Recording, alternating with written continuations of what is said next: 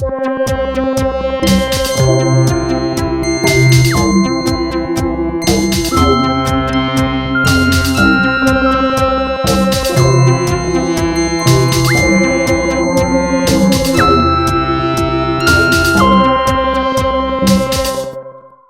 for tuning in to Crossing the Chasm. I am delighted today to welcome Todd Miller, who has researched and written about border issues for more than 15 years, the last 8 as an independent journalist and writer. He resides in Tucson, Arizona, but also has spent many years living and working in Oaxaca, Mexico.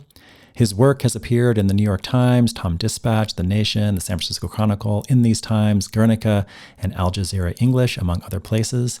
Todd writes a weekly post for the Border Chronicle and has published 4 books, including Storming the Wall, Climate Change, Migration, and Homeland Security, as well as Building Bridges, Not Walls, A Journey to a World Without Borders. Todd writes passionately about border issues, and I have found his work to be insightful, passionate, clear-eyed, and deeply moving.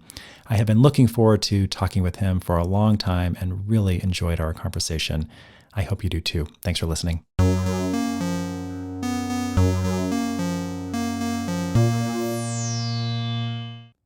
Todd Miller, welcome to Crossing the Chasm.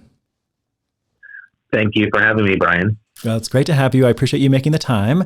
And I want to just start by asking you the same question I always ask for this podcast, which is, how do you think about or see the chasm or chasms in society as they relate to the work you're doing around immigration and the border? I think immediately I think of when I think of a chasm, or it's a border itself, right?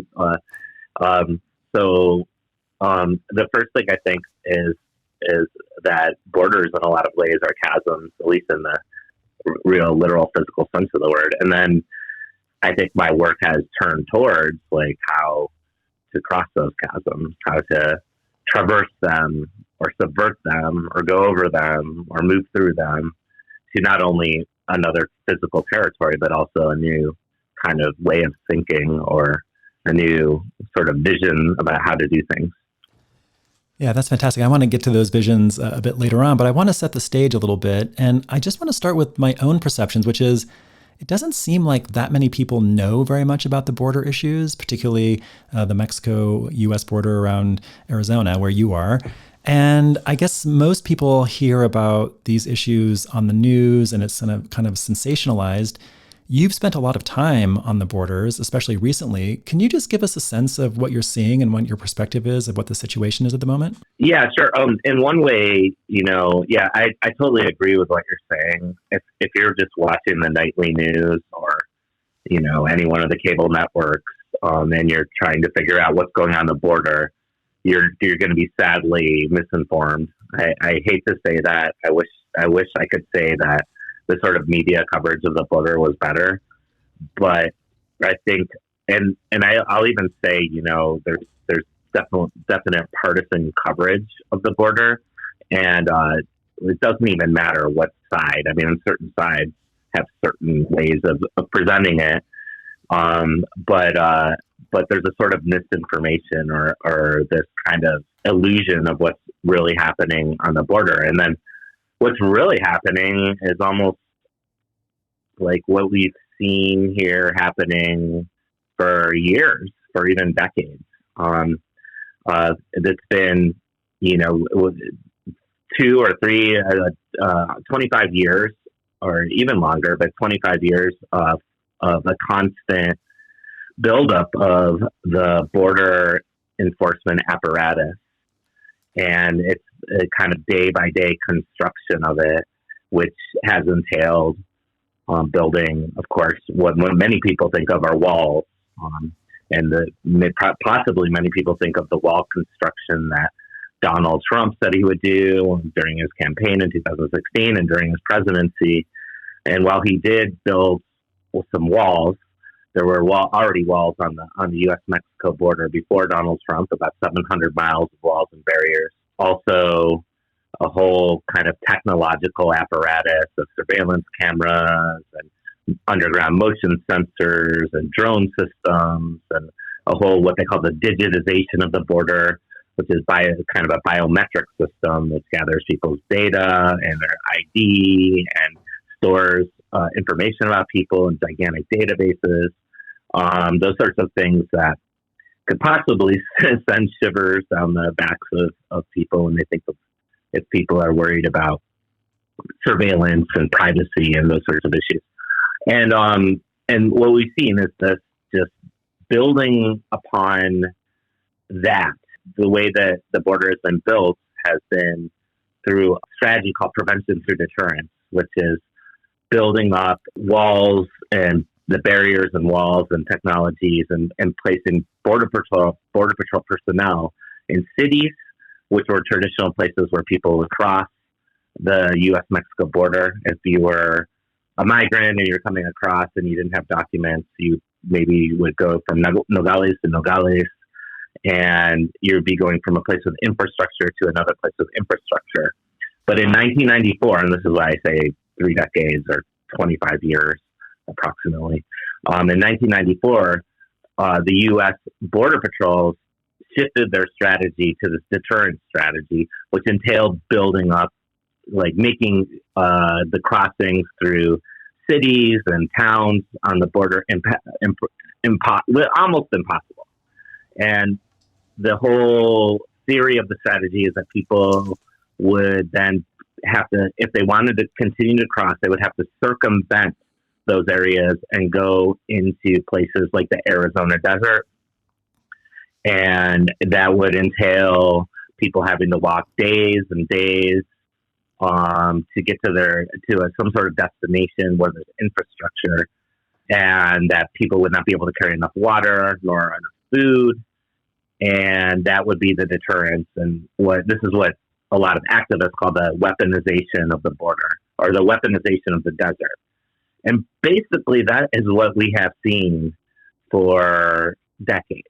And probably in the late 1990s and the early 2000s, the remains of people crossing began to be encountered by people in the desert, and the number of people dying soon piled up. Really, the numbers have, each year there are hundreds of remains found.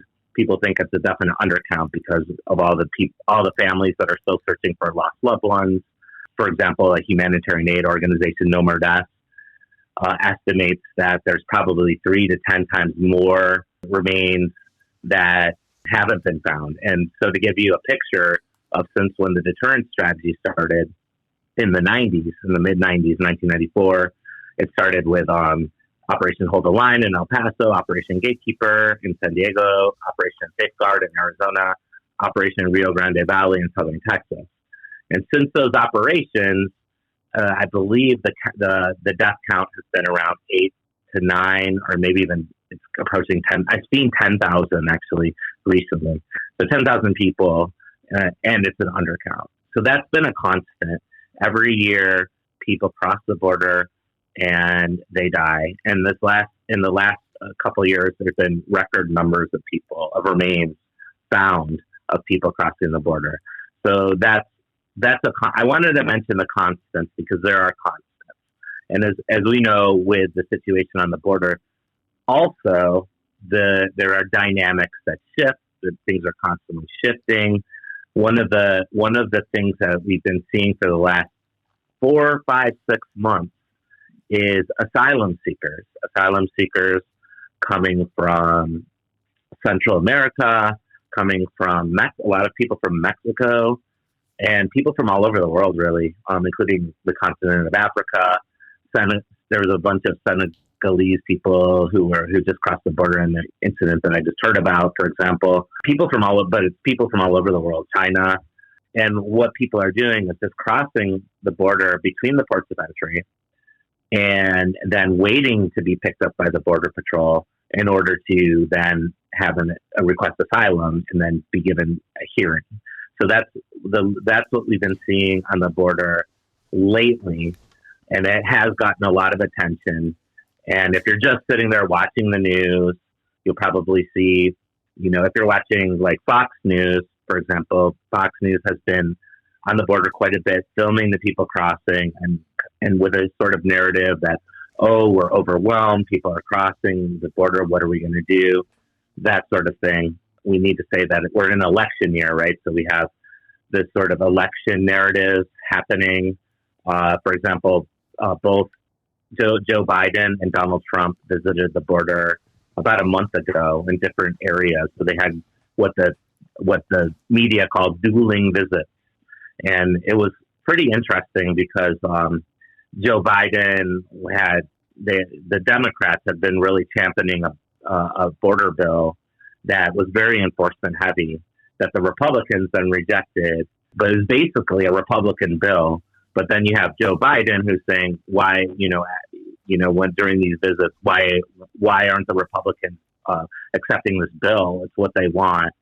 And the reason I bring that up is because this sort of debate around the border, instead of going to what I would think is a reasonable area of thinking about it, seems to be drifting into more enforcement heavy sort of narrative where each side of the political aisle in the United States is accusing the other of not doing anything on the border.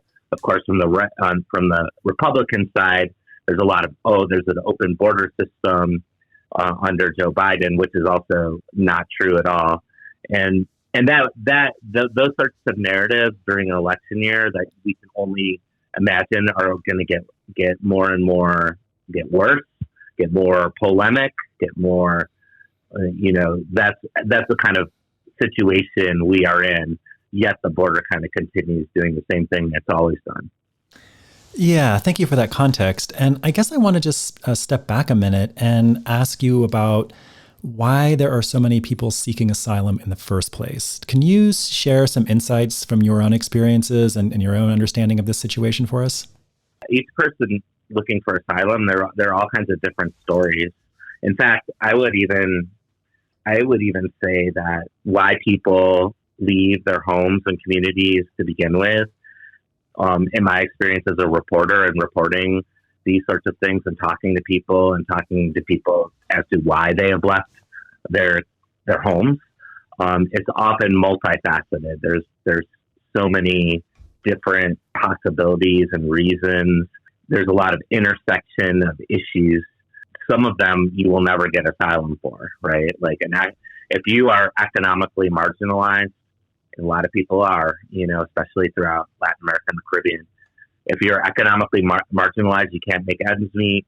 Maybe somebody from your household has to go north. Well, then you're not going to get asylum that way. Though, that in fact, there's this, whole thing. There's an economic migrant versus asylum seekers, as if the two categories. There's two different categories. One bad and one good, right? But the economic situations, there's environmental situations, which I'm sure we're going to talk about in a little bit. And then there's a whole, asylum seekers. To seek asylum means that in the kind of international law, the Refugee Convention, it means that you're fleeing persecution of some sort. So there has to be some sort of persecution, fearing for your life, some sort of situation in which your life or the life of your family is in danger. And a lot of people find themselves in those situations, especially.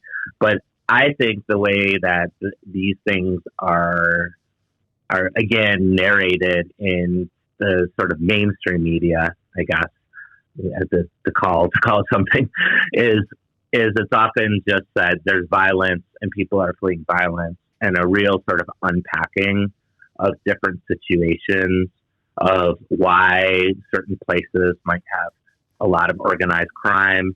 What is the vacuum of power that's being filled in those areas?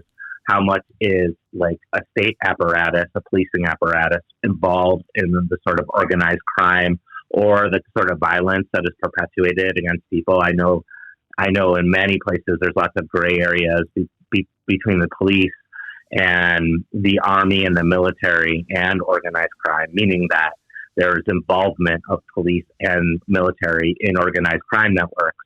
And the reason I want to underscore that is because often the narrative that, people are just fleeing violence then the other part of it is, the solution to people fleeing violence is to pour more money into security in these countries. And that's what's been happening. And the whole part of it that the sort of violence is perpetuated by the state as well is sort of overlooked. So I think that's an important part of it. And people are, there's many different stories. It's each person, there's individual stories and context. There's different places where people are coming from. I have heard a couple of people attempting to do I just interviewed a person who was seeking asylum from Guerrero, like Acapulco. And if you remember, there was a big hurricane, powerful hurricane that hit Guerrero in October, and her house was completely destroyed by the hurricane.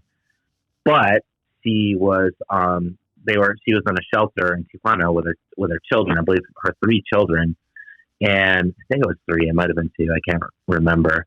But they were seeking asylum. So while I talked to them, and their story was mainly about the hurricane, and they didn't really go into why they were seeking because there's no asylum for your house being destroyed by a hurricane, right? There is asylum. So I'm curious. The other part of the story might have been, some sort of gang came to be in the neighborhood of destroyed homes or something like that. But my point is, there's so many layers to these stories that it's hard to, parse out what's what. Yeah, well, thank you for that context. I appreciate that. I'm really interested in this element of, from your perspective, how climate change is directly related to the increase in people seeking asylum or to immigrate to the U.S. Can you just speak to how climate change is affecting people? I know that's a very broad question. There's lots of different scenarios and so forth, but how do you see climate change affecting migration? Quite a bit, from what I've seen and what my reporting has shown. Yet again, though, I want to stress that climate, it's usually multifaceted. There's usually a number of different things that are affecting a household, a family that sends somebody north, right? But that said, climate change, if you go to the Internal Displacement Monitoring Center, and I think that, to me, that's one of the best organizations as to looking at people being displaced due to climate. And according to their calculations, we have about 23.5 million people per year. And before Ukraine, and I guess Gaza now, that was much more than people on the move due to war. I think in some years, 3 times the amount of refugees caused due to climate change as opposed to people due to war, on the move or displaced due to war. Now, they call themselves the Internal Displacement Monitoring Center, so they're looking at mainly internal displacement, which I always have a trouble with that one because so many times people that are internally displaced will then, if you're internally displaced and things still aren't working out, which often happens, and then people might then choose to cross borders, move north, move in different directions as far as migrating to different places. And even internal migration, you're bounding it in the kind of idea of the nation state. So where if a person migrates from a rural like Guatemala to Guatemala City, that's a big migration, a big event, right, for a person. And then what will they find in Guatemala City? Will they find a job that will help their family whose crops wilted because there wasn't enough rain, because they're in the dry corridor of Central America where the seasons are unreliable and the rain is unreliable and sometimes there is none, or it comes in excessive amounts and causes flooding, right? This is the kind of things that we're seeing in Central America. And so there's those sorts of connections between climate and displacement and migration are definitely there. It's just hard to get those clear numbers and clear, this person is this happened, and it's clear cut in those ways. There's often all kinds of steps that happen. There's other economic situations, of course, is a huge deal. Like a small subsistence farmer in Honduras who's suffering a drought, who depends on their crops, and then they don't come. Well, if they don't have any money, they're in a sort of food crisis, and that leads. So you have those two issues. Or if somebody goes to the city, in the city you have way more organized crime or gangs, and you get all of a sudden you're in a situation where your life is threatened. The whole like climate situation might be buried, from a year before, but that's still kind of a reason. So my point is I'm adding a ton of nuance because I think we need to, but at the same time, I would say, and what I've seen is a very powerful force. It's a powerful force that is getting stronger. The sort of prognostications of forecasts for people being displaced going into the future, their numbers are very high. Like for 2050, I've seen forecasts for 120 million people on the move to 1.2 billion. So the numbers are wide ranging, of course, and widely debated, right? And then ultimately, if you're talking about 2050, an X factor, because who knows what's going to happen in 2050. But the fact that they're all in whatever number you choose to believe or think about, they all are talking about increased people being displaced and increased migration due or at least influenced by climate change. And included in that analysis is the fact that when you consider desertification, when you consider sea level rise, when you consider those elements of climate, people are not only having forced to leave where they live, they will never, ever be able to return to those places because they are permanently uninhabitable, right? So there's those elements. And thus, to wrap up my thoughts, we're looking at a moment in time where we might have more people, we will, I think, have more people displaced and on the move than ever before as we consider all these elements, particularly climate change, this very century. I really appreciate how you're bringing in this intersectional perspective, that it's not just climate change, but it's the issues around security and economics and so forth. One thing that's interesting in the work you've been reporting on and writing about is that in the sort of the Pentagon, the military establishment, there's widespread concern that this is a serious issue. Politically, many people in politics still think climate change is a hoax. For the people who are being displaced, there's so many factors that are contributing it's hard to know if they see climate change as one of the primary factors that's causing their instability and forcing them to move. So it's just all of those speak to this issue that's extremely complex. How do you see this playing out in terms of how we as a society address this? Do you think climate change is going to be a topic that we take more seriously as it relates to migration, or are we just going to be scapegoating people and not taking these issues seriously? How do you see it? Yeah, good question. I think it's amazing to me that it's still really not taken seriously. Like, I know that there's sectors that take it very seriously, and the Intergovernmental Panel on Climate Change, IPCC, takes it very seriously, and scientists around the world are taking it very seriously. And yet, when I step out the door where I lived in Tucson, Arizona, and if I get in a car and I drive in the traffic jam, up the road to wherever I'm going, or, I get on the plane to go someplace else, there's a lot of business, it seems, as business as usual having to do with climate change, which ultimately, business as usual, I mean, like, people aren't really thinking of it. It's kind of almost I hate to say it this way because it's really not, but treated like an abstract issue or something that might happen in the future. And then, there's the kind of the experience that you have in your a person might have in their daily life, compared to what if you go in the archives of the Pentagon or you look at Department of Homeland Security and you see the different scenarios they're conjuring up as far as potential future possibilities, as far as like the impacts that climate change might have in different places around the world. I've read, I read these scenarios, and they're in some cases apocalyptic, right? There's an apocalyptic sound to them. There's a lot of this idea that if climate change could cause mass displacement among people, mass movement of people, and then furthermore, this idea that all the people will inevitably end up at the U.S. border, right? And so what I'm talking about is the sort of looking through the Pentagon scenario. So the idea of border building and building up the border and building, that's all kind of a part of it. It's actually presented as a solution in some of these scenarios, like, the United States might. And there was a 2003 report from the Pentagon that was it's a worst case scenario. I forget the exact title, but it's worst case scenario in climate change. This is from 2003. This is really before the George W. Bush administration was taking climate change seriously.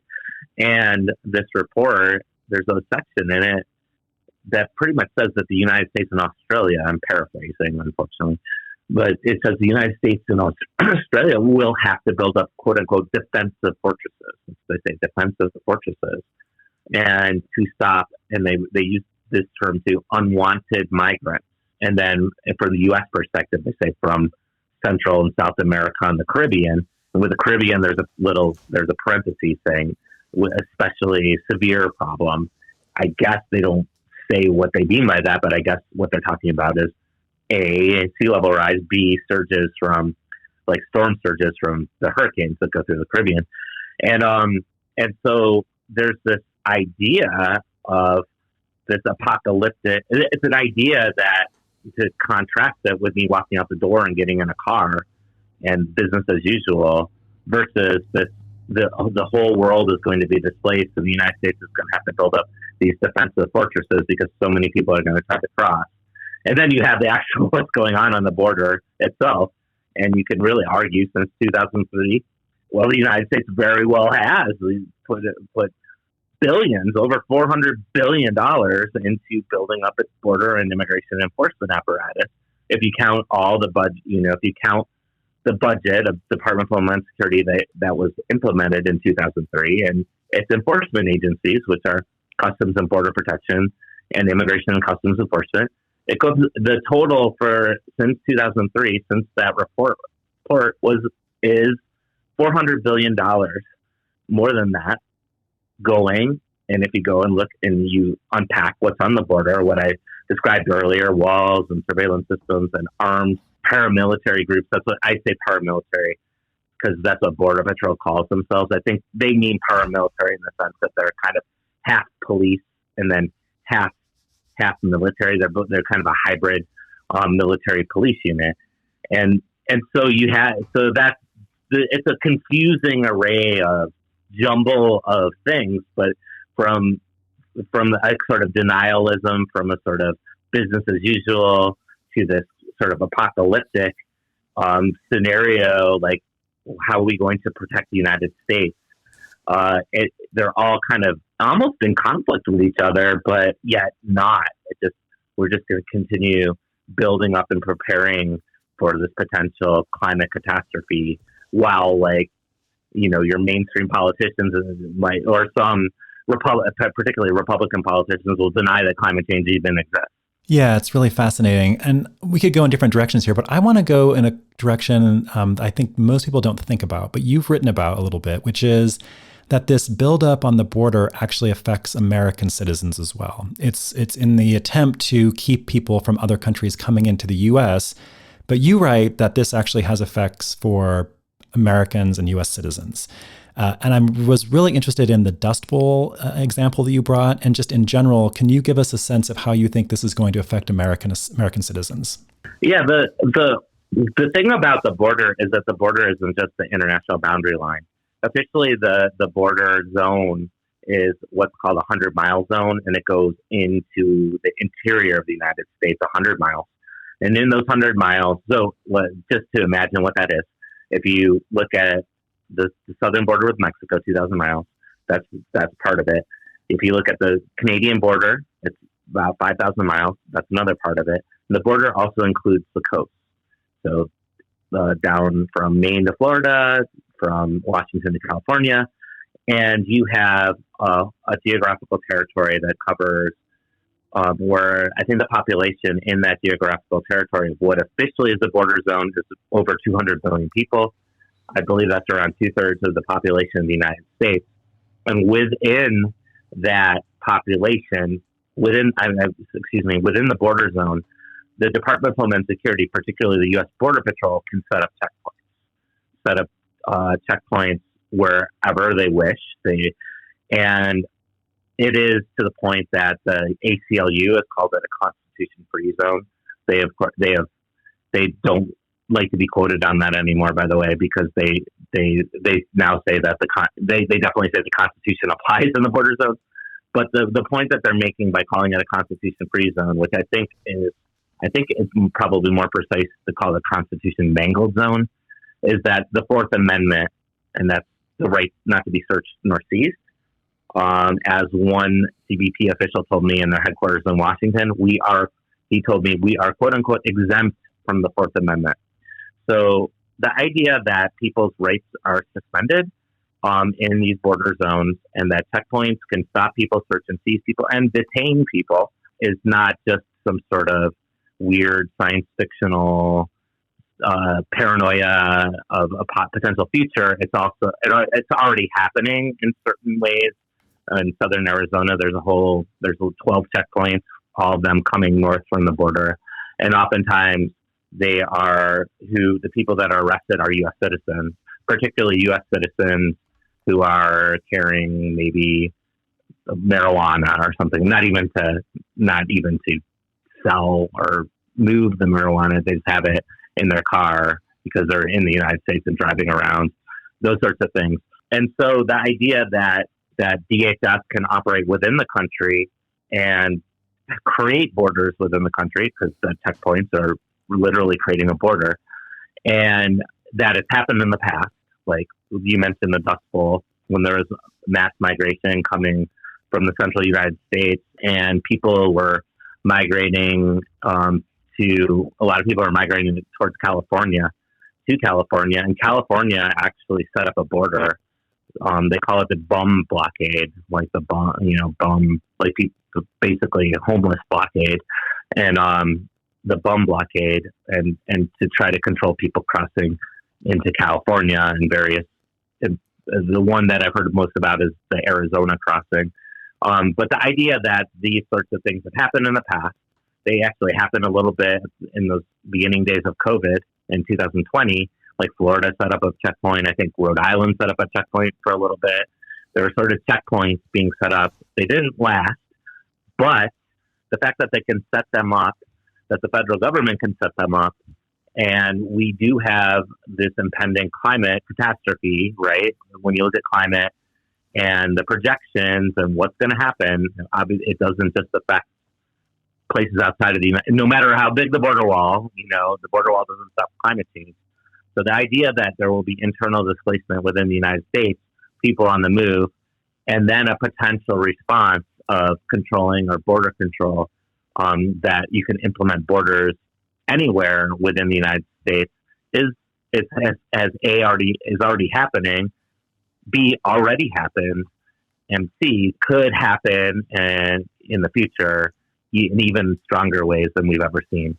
Well, thank you for that context. I think most people don't know about that, and that is quite a different scenario than we usually hear about. So thank you for that. I want to shift a little bit. We've just barely, scratched the surface here in terms of this issue, but I do want to hear from you a little bit about alternatives. Are there other ways of thinking about this problem? Are there ways to address it? I want to start that conversation, and I want to begin by just asking you, what are you hearing about? What have you read? Who have you talked to who has a vision for a different kind of scenario as it relates to migration, particularly in the context of climate change? Oh, yeah. There's lots of different visions out there for what people can do and what sort of, there's lots of vision. That's the thing. There's the idea that we have to do it this way, that there has to be a border and border enforcement and the control of movement of people. That sort of entrenched idea that you see left and right. And if you think any differently, there's a stigma placed upon you, and the open borders stigma, right? You could call it, because open borders have been, the idea of that has been so repeated endlessly, and again in the sort of national discourse, either particularly as an accusation, that it has these negative connotations, that it even gets, it's difficult for the conversation even to get past that point. But there are all kinds of different visions, like, of what can be done. And I mean, one thing, I mean, one vision, I'll give you one example, and then I can give you some of my thoughts too. But one example that I like to use is Ruth Wilson Gilmore. She's a geographer that's done a lot of work on prisons, and she's written a lot about abolition and the abolition of prisons. And she's probably one of the most well-known abolitionists in the United States. And Gilmore has talked about prison abolition in the sense that when people might think of abolition, they might think of destroying the prisons or something like that. But Gilmore was pretty adamant, saying, well, maybe 1% of the idea of prison abolition is destroying the prison, but 99% is creating a world of justice, and that world of justice where prisons wouldn't even be a thing. And she took that. I never got to interview Ruthie Wilson Gilmore, but I've read some of her writings on this. And she applies that to the border too. And the border is a little bit different than a prison, though. There's whole detention networks attached to the border, and people being imprisoned and incarcerated and detained is very much part of the border enforcement apparatus. So when you talk to like prison abolitionists, they're more and more adding in immigration detention into their analysis. But beyond that, when you think about the border itself, the wall, the surveillance apparatus, the armed border patrol units, that wall, those border patrol units, that surveillance technology is a quote unquote solution to a quote unquote a problem that's often 1,000 miles away, 1,500 miles away, 2,000 miles away, 3,000 miles away, 10,000 miles away, right? And most likely, almost always, a person is leaving their homes or their communities or their countries, or however you want to put it, because of some sort of really bleak injustice, right? And that injustice, in terms of climate, it could be climate change. And I want to make clear that I think climate is an injustice to somebody, say, in Central America, and when particularly if you look at what countries are most historically responsible for greenhouse gas emissions, number one by far is the United States. And also by far the United States, European Union is catching up, but the United States is the number one country as far as fortifying its borders. So one of the perpetrators of the kind of impacts that we're seeing as far as climate change, and you could say the extreme drought and extreme weather and those fast-forming hurricanes that you've seen in Central America pounding the shores, flooding communities until like the flooding is so high that all you can see is a church steeple. The main perpetrator of that is also the place that's building the walls and borders. So what, like, isn't there another, a way that we can think about going about this? And there are plenty of ways. The people, scientists are constantly the scientists are saying, we've got to reduce greenhouse gas emissions. There's one thing, actually, have a binding agreement about that and try to mitigate the impacts of climate change. The other is just understanding what's already set in place is already creating displacement. Already people are on the move. So why the idea of building borders being the solution to this, and the mass exclusion of people and not allowing people to move, and really it's a violent response that there's plenty of other possible responses. One thing I think of too is that a lot of people that are displaced due to climate stay within the country they live in, right? So why can't like some country, why can't there be some sort of fund, instead of stopping people from moving from one place to another, helping people move from one place to another? Maybe people don't want to go all across these dangerous borders all the way to the United States. Maybe somebody wants to stay in Guatemala or Honduras or Nicaragua or wherever, Mexico or Dominican Republic or Haiti. And can't there be a sort of, maybe like, one thing I think of is all this money that goes into the border enforcement. If just thinking of the different possible ways and potential ways that money could be funneled into much more constructive solutions to what seems to be inevitable, that people are going to be displaced, but to, instead of making their lives harder, making their lives easier. I mean, I'm just so scratching the surface of all that can be done as far as different solutions. And clearly the solution that we're on, this build up the border solution, this one that we're supposed not to think any other way about, is causing a lot of havoc, a lot of violence, and it ultimately seems like it keeps in place a kind of status quo. So places like the United States, places around the world that the kind of status quo of the rich get richer, the poor get poorer, and the world just kind of stays the same. Yeah, thank you for that. That's a nice high-level overview. One of the things I found really interesting in one of your books was a much more localized, place-based response.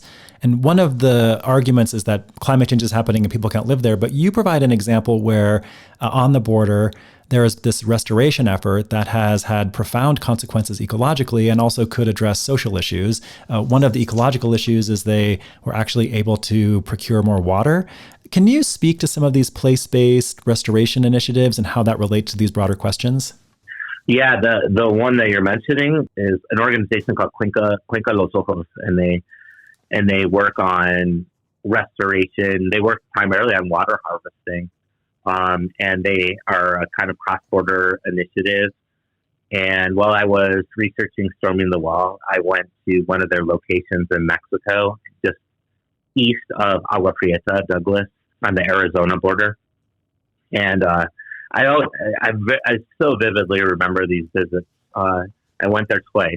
The first time I went there, the guy in charge of what San Bernardino Ranch, he took me. He said, "Before I show you the gaviones and trincheras, which is their water harvesting project," he told me, I want to show you the border wall."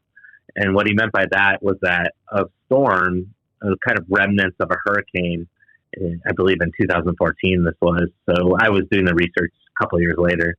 And he wanted to show me how after the storm, the water like rushed from the Chiricahua Mountains, which are kind of close to the border, but then the arroyos filled up with water and the water rushed to the south and then slammed right into the border wall, really, and took parts of it with it, right? And the part of it that he wanted to show me was it had dragged a quarter mile into Mexico.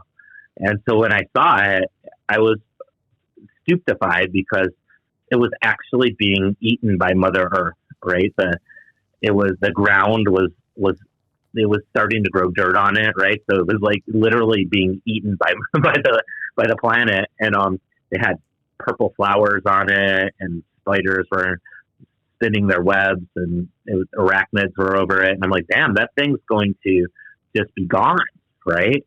And I wanted to say that because just left alone, the border infrastructure would be eliminated by its nature itself. But then, like he pointed and said, well, they actually built it up again, and you could see from where we were standing there were actually vehicle barriers, and behind it was a U.S. Border Patrol agent. And behind the U.S. Border Patrol agent, I saw one of those surveillance towers, a new one with cameras that can see like 8-10 miles away. And then before that, on the Mexican side, we're in the kind of dry wash, were the gabions, and the gabions were basically steel cages filled up with rocks. They were piled on top of each other, and so when there were rains, like the monsoon rains in the summer, the gabions would slow down the rush of water, reduce erosion, and then the water itself would then the soil itself would absorb the water. And then I just remember standing there after he showed me that section of the border wall, and he started pointing to all the places where like things were growing back. Like, oh, those are the native grasses, those are the desert willows, those are the trees and the animals and the birds and all these different. It was a wetlands area, right? And it had ceased to be a wetlands area, and now the wetlands are coming back. And because of this, this whole thing of basically piling up rocks. And I remember I said, "This is a miracle." And he looked at me and said, "This is not a miracle. All we're doing is piling up rocks and slowing down the water and working binationally, like people from both sides of the border are working on this." And one of the miraculous things that happened was at the water table. And we're in a place that's in a severe drought. It was in a 15-year drought. Every other water table in every other little subregion was going down. This water table had risen 30 feet. The water tables in other surrounding communities, there's a community that I visited quite near there, it also had risen. So there was more water appearing in their community, and they've been seeing less and less and less water. And it wasn't much more, but it was like 2 or 3, 4 more weeks of water when they only had 2 months of water. Now they have 3 months, enough to like people to think, whoa, there's water coming back. And the Pentagon, when they talk about northern Mexico, they talk about water scarcity and that being a reason why people migrate and that being a cause for alarm to build up the border. So here we are, everything at once. We're in this area, this one project that is working with a very limited budget, and it has all these impacts all around. And it's about people coming together on both sides of the border rather than these divisions. And it's really a sort of project that subverts the borderline, the border enforcement altogether. And then the final thing I wanted to mention, I asked the director of Cuenca Los Ojos what she could do if she had $20 billion. And I used $20 billion because the year that I interviewed her, the combined budgets of CBP and ICE were $20 billion. So I wanted to know what she would do with this $20 billion. And she started like talking. I didn't even have my recorder on. That was a guffaw on my part. And she just started explaining all the different places where they could put these gabions, they call them chincheras too, and really harvest a ton of water. And she even said, and I'm storming the wall, sorry for the spoiler, but I ended with her quote saying, it could be the difference between life and death. And so here we are. I really think you have these two visions, like to go back to your initial question. Is there an alternative? Is there another way that we can go about things? Is there another way that we can think about the border? Yes, there is. And we have examples of it, palpable examples. They're small scale, but with a little bit more money, they could be large scale. A little bit more effort and people power, they could be huge. They could reverse water tables and bring back plant life and animals that people haven't seen in those places for years, right? And be like sustain life for human beings and communities. There is a huge there's lots of alternatives, and it's always amazing that we're stuck in this one when there's so many possibilities and really creative ones and really self-fulfilling ones and satisfying ones if we were able to turn our vision in other ways. Really appreciate that. Thank you for sharing that. And I really recommend the book. The book, Storming the Wall, is fantastic and has some more examples and so forth. I just want to end actually with a couple of questions that are more personal, and I'd love you to reflect on them personally. The first one is, beyond what you've just described, what do you see in society that gives you inspiration and energy? That yeah. I mean, immediately I'm thinking about what I just described. So unfortunately, that's the first thing I think of. But that's sort of I like when I was researching Storming the Wall, or my other books. It's I all my books are about borders and looking at the border apparatus, and so I focused a lot on that.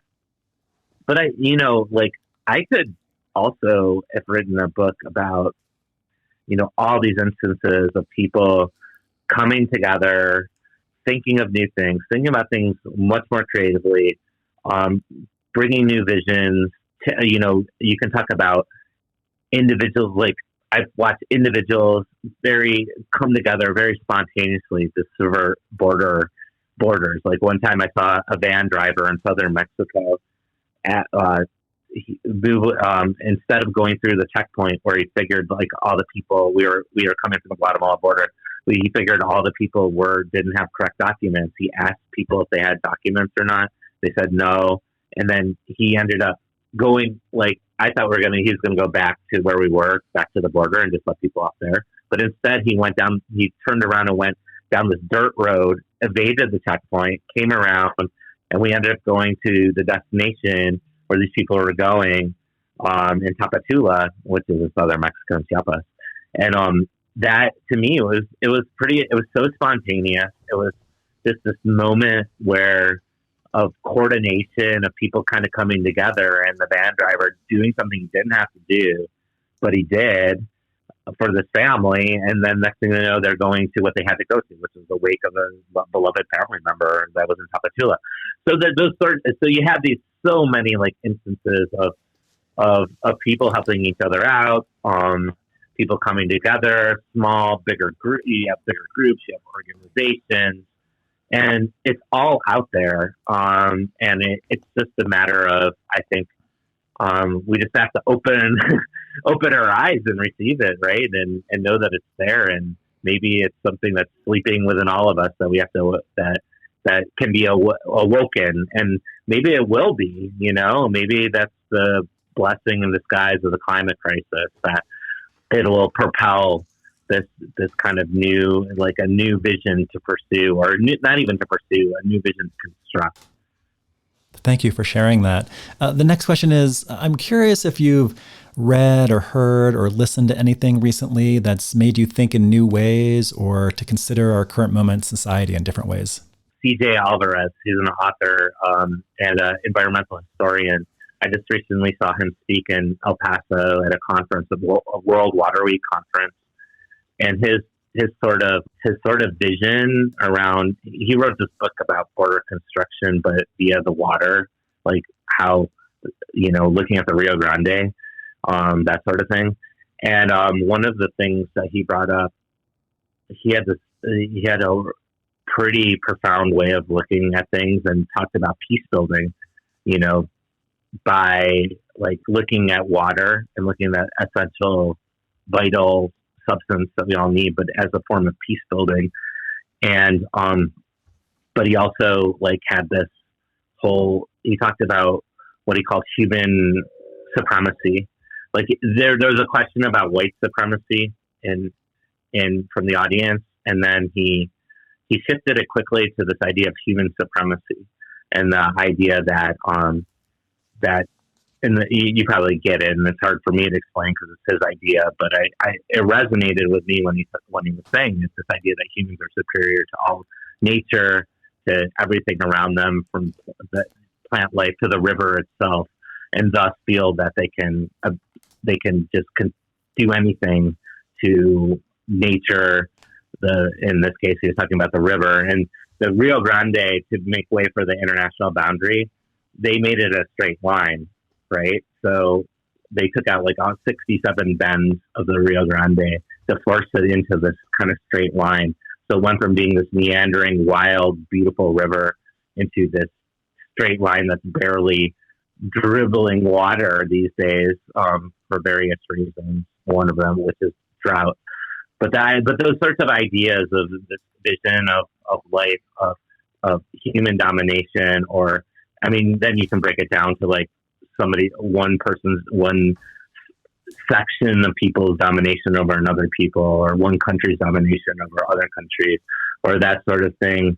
And to like take a step back and look at that world in a completely different way. For one, to me, I'm inspired by it, but for two, I think that there's information there, right? There's information and potential solutions and potential inspirations that can be found in these sort of shifts of consciousness. If it were to if it happens collectively, to start thinking of things in different ways, to start treating the world around us with stewardship, like you see in lots of indigenous communities, like moving in those sorts of directions of looking at the planet Earth as a sacred place, right? And seeing what comes from those sorts of shifts of perspective. To me, like, thinking about those things, the solutions I have or the visions I have, which are just mine, right? For any vision to work, it has to be collective, but they shift in their depth, right? And how I think about things, and yeah, I'm probably not explaining this well, but I did want to mention that as those sorts of ideas as a source of inspiration. No, that's fantastic. Thank you for sharing. I appreciate that. And then the last question is, as you're working amongst all these issues and problems and just a deep sense of sadness in many ways, what actually gives you a sense of peace and joy?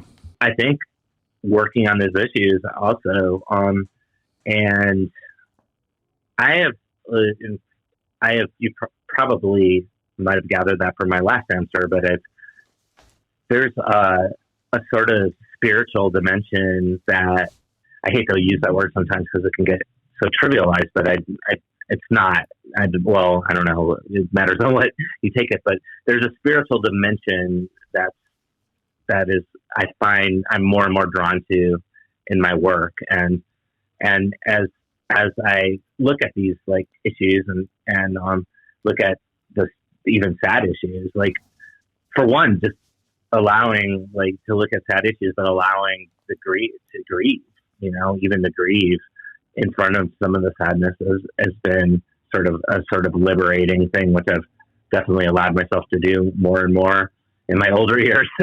And but those dimensions of these problems, like I'm just a journalist reporting. A journalist is a journals and makes observations, and going and meeting with people in the like working and with these visions and creating and with the same problems and trying to interact with them and trying to find new ways and understanding there's so many new visions out there.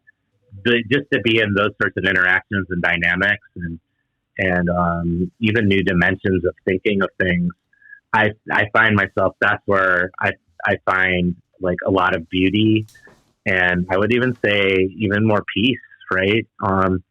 The idea of peace being not a passive one, but more of an active one, where in this case, where you might think there's a world of injustice, where you have people working together for a world of justice, whatever that means exactly, that in a creative space, it could, that to me is an active world that really, like, even thinking about it propels new ideas of well-being and even peace, even though it might not be our present reality.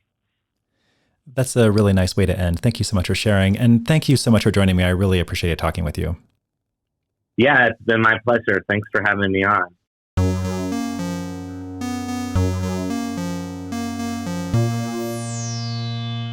I'm really grateful that Todd made time to chat with me. I had a lot more questions to ask. There were so many dimensions I want to get into, but I so appreciated the depth he brought to the discussion and bringing in his personal experience. He's been engaged in these issues for a long time and experienced things that I just would love to hear more about. But I really appreciated his time and am grateful that he was here. I highly recommend his books. Most of this conversation was based on the book Storming the Wall, but he has three other books that are really quite good as well. And I just recommend everything that he's done. I also want to thank the producers of the show, the executive producers, Dan Phillips and Cody Bayless, and I want to thank Anodyne Diversion for the music. And as always, really appreciate you listening in. I hope you enjoyed the conversation. Thanks so much.